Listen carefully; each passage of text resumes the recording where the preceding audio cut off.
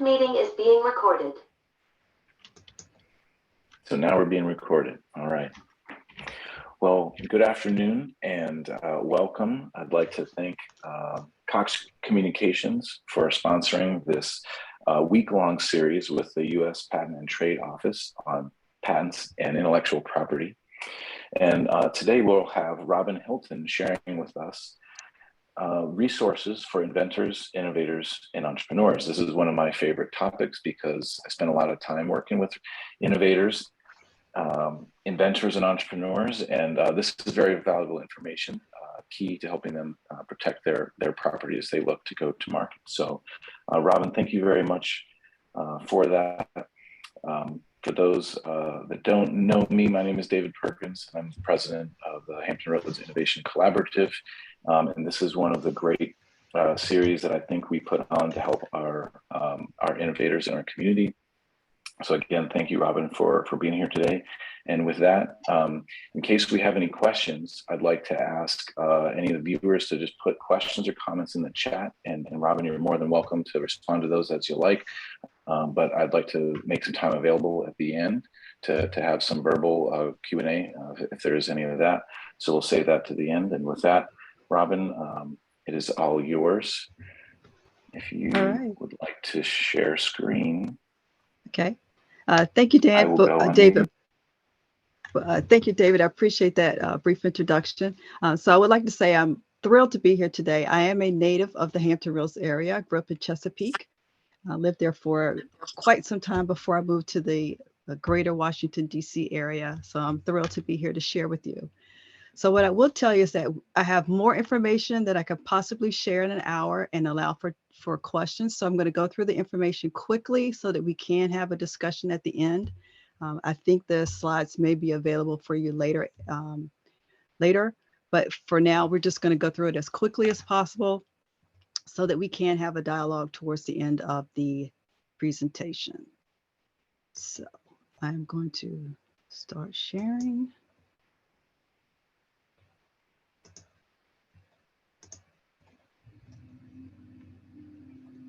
And hopefully, if someone can tell me if you can actually see my screen. Got it. Look great. All right. Super, super. I was hoping to be able to see the upcoming slides, but it's not as, there we go. All right. So like I said, I have a lot of slides. We're going to go through it as quickly as possible. But the first thing I have to tell you is that this content is for informational purposes only, and it's not legal advice. Please consult with appropriate sources for legal authority and guidance on these matters. Some of this information at the beginning is something that you've probably already heard, but I'm just going to go through it again for those who may not have been able to join us previous days this week. The USPTO is America's innovation agency committed to fostering innovation and economic growth and creating a reliable, predictable, and high-quality intellectual property system. For those of you who don't know, intellectual property is nothing new. It is founded in our U.S. Constitution in Article 1, Section 8, Clause 8, where it says the Congress shall have the power to promote the progress of science and useful arts by securing for limited times to authors and inventors the exclusive right to their respective writings and discoveries. So what is a patent? Well, I'm glad you asked. It is the right to exclude others from making, using, selling, offering for sale, or importing the claimed invention. It is for a limited time, and it is protected only in the U.S. There is no worldwide patents, although there is an international patent application filing system, but there is no international patent. And a trademark. The key purpose of trademarks is to allow consumers to identify with the source or producer of different products and services. And it encourages the trademark owners to provide goods and services of a consistent quality so that they build goodwill in their trademark. And these include things like the Nike symbol, Coca-Cola. We all know trademarks. We see them all the time. And a copyright. It protects original works of authorship, including literary, dramatic, musical, artistic, and other forms fixed in a tangible medium. It is administered by the Library of Congress, although the USPTO advises the executive branch on intellectual property issues including copyright. And you cannot use this copyright symbol without a registration. So if you see this symbol, then you know it is a registered copyright. And lastly, we're going to talk about trade secret. It's the information that derives economic value from not being generally known or ascertainable. It can come in a variety of formats, including formulas, patterns, compilations, programs, devices. Its protection stems from common law dating back to the 1800s. All states have some sort of trade secret protection, and most laws are based on the Uniform Trade Secrets Act. Now, to get down to what we really wanted to know about today, USPTO resources. If you go to the uspto.gov website, this is what you'll see on the homepage. There are stories of innovation and invention. There's information about COVID-19 relief, USPTO resources, as well as how to find resources in your region. And this, the important thing, is how to find information regarding learning and other resources. If for some reason you'd like to just use the search tool, feel free to do so. You can go right here and type in what you're looking for, and it will pop up for you. I know some people like to just go right to the source and not click on different things. We do have an expanding innovation hub where you can find more information regarding demystifying the patent system, mentoring programs, and community groups. There is help in your area. We'll talk about some of the programs that you can find around the USPTO, around the US in general, excuse me. So the USPTO has 4 regional offices. The first one listed here is the one located in Alexandria, the Eastern Regional Outreach Office. We have one in Detroit, Dallas, Denver, and in Silicon Valley. You can find additional resources, including the Inventors Assistance Center, Patent Pro Bono Program, law school clinics, as well as patent trademark resource centers. These resource centers are located all across the country, and you can get information regarding those also on our website. You might want to find exactly what you're looking for in your local area in Virginia. If you happen not to be in Virginia, for some reason you're on travel and you want to find information somewhere else, you can also find assistance by state. Simply click on this link and then you put in your state and you can find what you're looking for. As I mentioned, there's tons and tons of information regarding resources for inventors and entrepreneurs. You'll see this. You want to find information on how to assess and protect your IP, develop your business plan, how to find funding, and how to engage experts. Here you'll find information on how to find mentors and partnerships, technical assistance in your industry. So please make sure that you use this resource as you start your business. It's very helpful. There's also a video library on YouTube. And as I say, you can find almost anything on YouTube now. So we do have a YouTube channel where you can find library videos that will help you. We do have a subscription center. There are 12 available subscriptions. You can sign up for one or all, as many as you'd like. We have patent alerts, trademark alerts, copyright alerts. Another thing that may be interest to you is the Inventor's Eye. That is a magazine that will tell you about different things that are ongoing with inventors. And it also has stories regarding inventors. So that might be something of interest to all of you. The USPTO events webpage lists all of the upcoming events, training events, just anything that you could possibly look for, whether you're looking for training, whether you're looking for inspirational programming, it is available here on our website. So I would urge you to check out the events page at least once a week because it is updated on a regular basis. And you can find information that will help you. The Inventors Assistance Center is staffed with former examiners that is available to help you answer questions of a general nature. Again, they cannot give you specific information regarding a patent, your patent application, but they can help you with a general patent process of how to proceed. There is a phone number where you can call. They're available from 8:30 a.m. to 8 p.m. Monday through Friday, except for federal holidays. There's also a Trademark Assistance Center. Their hours are the same, 8:30 a.m. to 8 p.m. Monday through Friday, except federal holidays. There's a local number as well as an 800 number. You can email them as well. Again, they can give you guidance on general information regarding the registration process. And of course, we have a Pro Se Assistance Center. They are available from 8:30 a.m. to 5 p.m. Monday through Friday, except federal holidays. You can call and set up an appointment to speak with someone directly to get more in-depth assistance with your patent application. Not legal advice, but they can give you more in-depth steps on how to proceed. We do have a patent pro bono program. It is a nationwide network that assists financially undersourced independent inventors and small businesses. There is a stipulation that you must meet in order to participate in the program. It is broken down into 3 categories. We have a patent pro bono attorney, a patent pro bono agent, as well as patent pro bono law firms. So if you feel that you are eligible for this, please check out this page on the website and get more information. And as I said, this is all across the country. This slide shows you the regions in different colors of where these pro bono programs are located. There is the law school clinics located on various campuses around the country.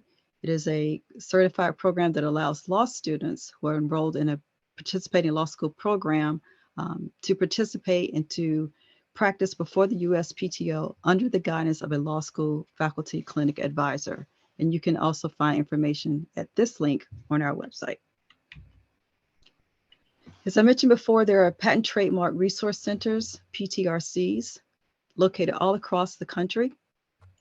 There we have librarians that are staffed to help you with information. They can guide you through the patent search so that you can do your own search prior to speaking with an attorney or an agent, if that's what you decide to do, or if you decide to pursue the patent protection on your own. PTRCs are a great source in order to get information on how to search for your patent inventive idea. They are located all across the country, as I said before. Some of them are taking people in person right now. Some of them are still in a virtual environment. So contact your local PTRC via this website in order to find out whether you can go in and get direct help or whether they will set up a virtual meeting with you. And they are available. Now, this might be something that will excite you. If you are eligible, you could file as a small entity and get a reduction in patent fees. There's also a possibility of a micro-entity status where you get a 75% reduction in patent fees. Now, for a micro-entity, you have to meet certain criteria as listed here, and you also have to complete a form which certifies that you are eligible for a micro-entity status. So please make sure that you go to the website at this link to get more information on the micro-entity status.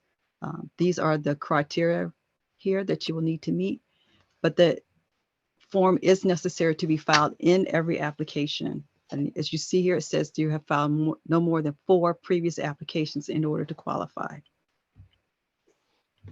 And then there is also the Track 1 prioritized examination if you need to get your patent fast.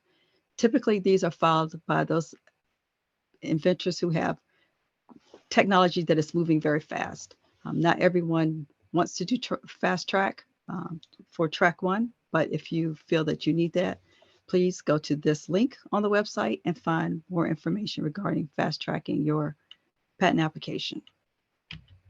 Other resources that are available. You can always call the helpline, 1-800-PTO-9199, and they can direct you to areas in the office that will be of assistance to you. But again, you can find information on our website. These are various website locations on the uspto.gov to get you to where you're looking for information. So now we'll talk about COVID relief in response to COVID-19. So there's a number of slides.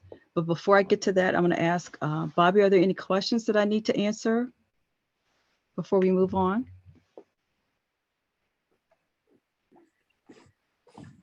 I don't see any. This is David. I don't see any here in the chat. Thank you, David. All right. So we'll move on. And then, like I said, we'll have a little bit of time at the end. I know I'm speaking fast, but I'm trying to make sure we get through everything so that we can have a dialogue. So the Response Resource Center is located from our homepage. It's down here at the bottom. Click there and it'll bring you to this particular page right here. All right, so once you get there, you can find more information regarding patent and licensing resources, innovation incentives, information regarding trademarks, counterfeiting, and fraud, as well as international updates.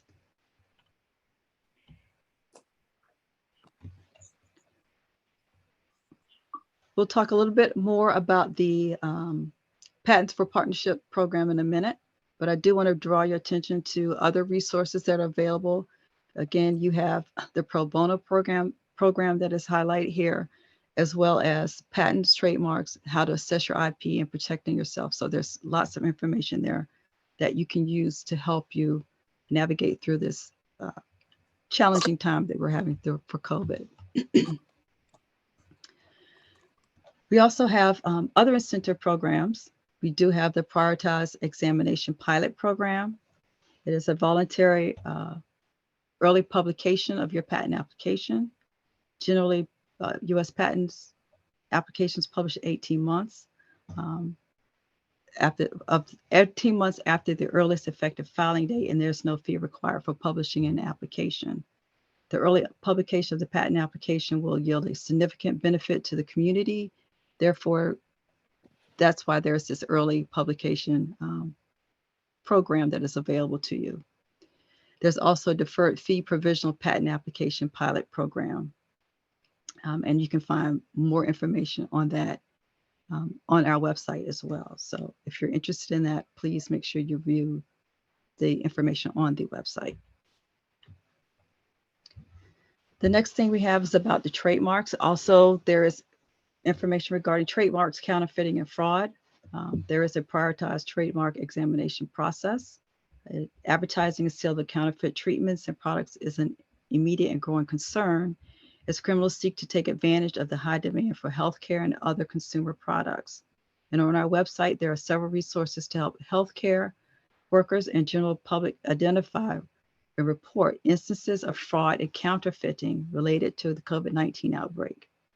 These resources include links to the FDA, the Department of Homeland Security, and the Federal Trade Commission, as you can see here. The World Intellectual Property Organization, or WIPO, provides helpful updates regarding IP treaties. WIPO has also compiled information from foreign IP offices on measures taken to assist stakeholders during the health crisis. And you can see information here. We have the Madrid Protocol updates, the Hague Agreement updates, as well as links to other patent offices available through this tracker system.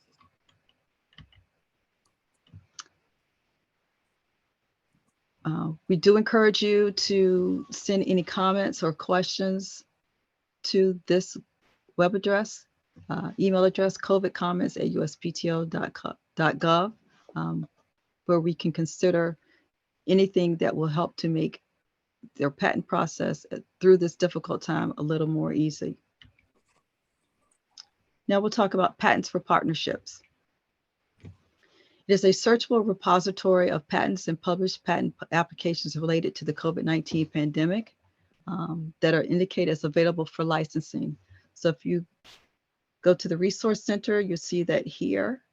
Click there and it will pull up this website. This web page, I should say, and then you will get information regarding patent applications that are a part of the patent partnership program. Currently, listings are limited to those technologies that the owner believes are reasonably related to the prevention, treatment, diagnosis, protection from, or alleviation of the symptoms of coronavirus in general and COVID-19 in particular. You can search and sort the information by keyword, inventor name, assignee, and issue date. And the content comes from various sources, including the USPTO, the Federal Laboratory Consortium for Technology Transfer, different universities, National Institutes of Health, Department of Energy, National Aeronautics and Space Administration, Food and Drug Administration, CDC, Department of Defense, and the Department of Veterans Affairs. So there's lots of information coming in that is part of this partner's patents for partnerships. If you are interested in submitting something for the program on the Patent for Partnerships web page, you want to go here, click on this so that you can then get this information. This form will come up and then you can complete it and submit it to the USPTO. Right, there are several patent prioritized examination pilot programs. So for COVID-19 applications, USPTO will advance out of turn certain patent applications without requiring payment of certain fees associated with prioritized examination. USPTO aims to provide final disposition of patent applications in the pilot in 1 year or less after the grant's prioritized status. So this is one way that we are trying to move patent applications that will help the public during the COVID-19 outbreak. Here you find information on how to do that. Again, still under innovation incentives. Go to this portion here, explore the COVID-19 prioritized examination pilot program. It'll pull up this web page, and then you can get more information and use this link to submit your application. Okay. Again, as I said before, there are no fees associated with the program. Applicants must contain one or more claims to the product or process related to COVID-19, and such claim, product, or process must be subject to applicable Food and Drug Administration approval for COVID-19 use, right? Again, you have to have the form, which is found here on this page. Click on this link, it'll open up the form. You must submit this form using the EFS web, which is our electronic filing system. And if you have trouble with that, there is help available through EFS web, through the Electronic Business Center to get information if you have trouble with your filing. So again, you're going to fill out the form and submit it through EFS web, and then it will be reviewed and determine whether or not it is applicable for this early processing. This is just more information regarding the pilot program. I'm going to skip over this. Okay, there's also a trademark prioritized examination program as well. Again, you must complete the information via the website. There is no fee associated with this, but you must make sure that you complete it. It says the goal is to expedite the initial examination process by approximately 2 months if the petition is granted. So this is a petitionable one, but there's no fee associated with it, unlike most of the other petitions that we have. The USPTO has launched this website. Again, Trademarks, Counterfeiting, and Fraud. Go here. You can find the information regarding the COVID-19 prioritized trademark examination program.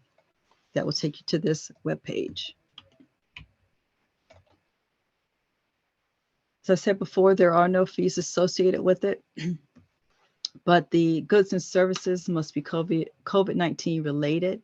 Pharmaceutical products or medical devices such as diagnostic tests, ventilators, and personal protective equipment that is approved by the Food and Drug Administration.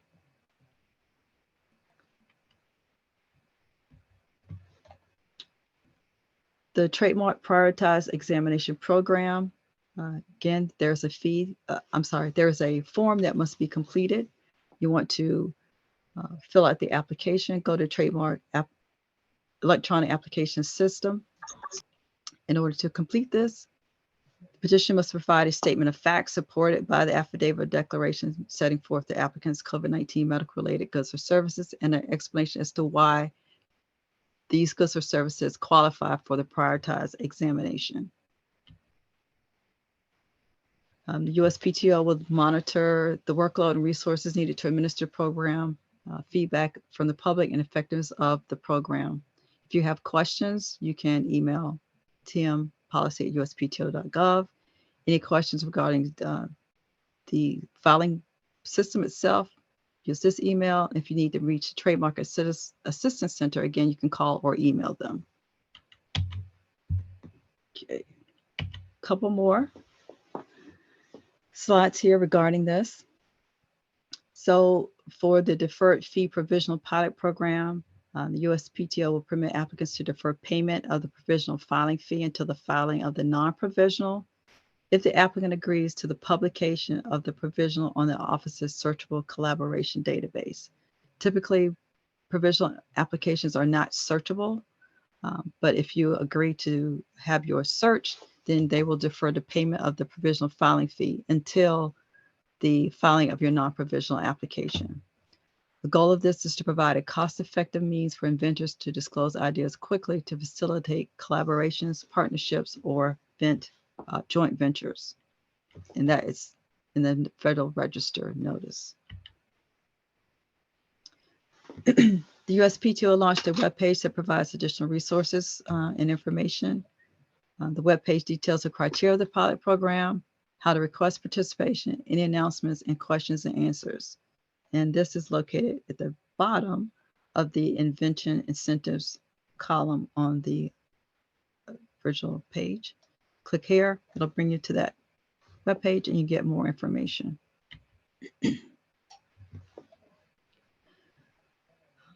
In order to meet the criteria, you must have certification of the product or process related to COVID-19 and approved and subject to applicable FDA approval. You must agree to public disclosure of the technical subject matter via the Office's searchable collaboration database. And you must file the pilot program form PTO SB 452 using the EFS web filing system.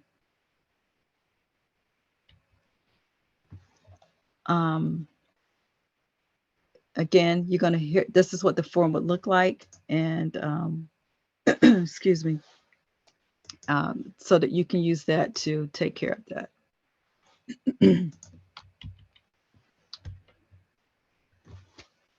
Deferred fee provisional pilot program information and a link to the Federal Register notice is available here.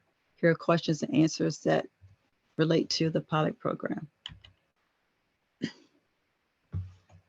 Again, PTO is monitoring the workload resources to administer the program. If you have questions or comments, you can submit it to this web email address. Assistance from the electronic filing through the Electronic Business Center. You want to contact these folks. Okay. Are there any questions before I move on? I'm sorry, I can't see the chat, so that's why I have to ask. That's all right. None in the chat. All right, great. So as you know, USPTO formally closed its doors on March 15th of 2020 due to the COVID outbreak. So all of our interviews, oral hearings, and in-person meetings had to be moved to video or teleconference. Applicants can contact the patent examiner or the managing attorney directly in order to set up an interview. For patent trial and appeal board hearings, you must contact the PTAB via this email address. The PTAB has also taken a board side chat webinar discussing everything practitioners need to know. So they've done that. There's also a trademark trial and appeal board email address that you can contact them should you need to set up an oral hearing.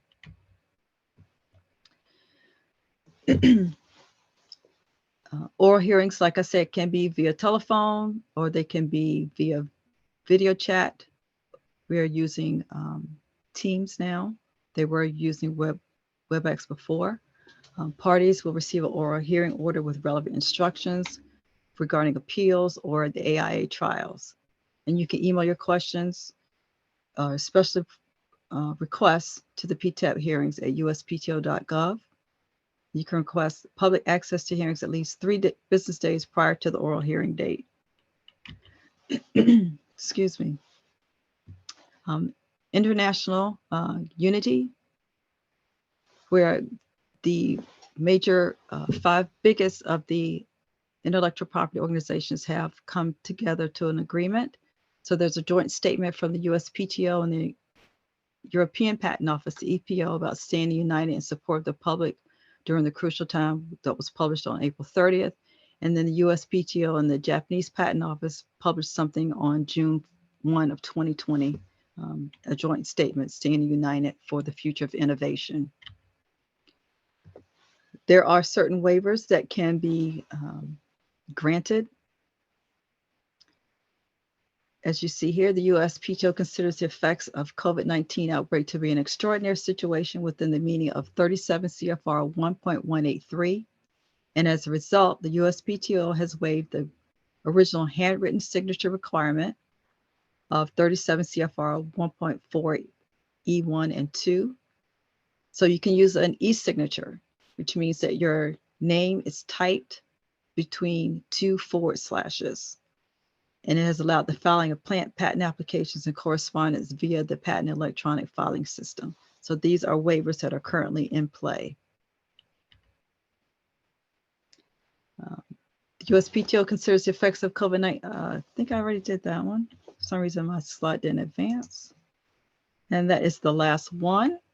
So I'm going to stop sharing my screen. If I can get out of here, see if there's any questions. If anybody wants to have a chat. Yeah, well, thank you very much for that. Sorry, I kind of lost my screen there. I was like, what happened? No worries at all. Thank you very much for that information. And Sure. if there are any questions or comments, we'd love to take some of those now. So I'll just give a minute here to see if we have any come in.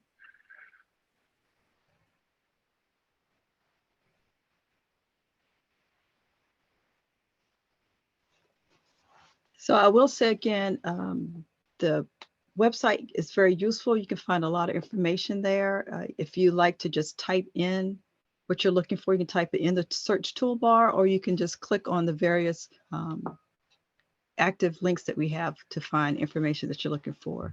PTRCs are very helpful to help you with your search. We do have a new search tool, patent publication. Patent public search. It's a new search tool that I believe Tamika discussed yesterday. So there's a way for you to search without having to leave your home. As long as you have a computer, you can search in your own home to find information regarding your inventive idea. Well, thank you for that. And with your permission, we'll make this recording and slides available for folks. Mm-hmm. And if there's no questions, I think we can call that a wrap. So thank you very much, Robin, for being with us today. And thank you, Tamika, and the rest of the US PTO crew that shared the series with us this week. And we look forward to speaking with you again very soon. So thanks very much. Great. Thank you so much. Absolutely. Yeah, you're welcome. Have a great weekend. Thank you. You too.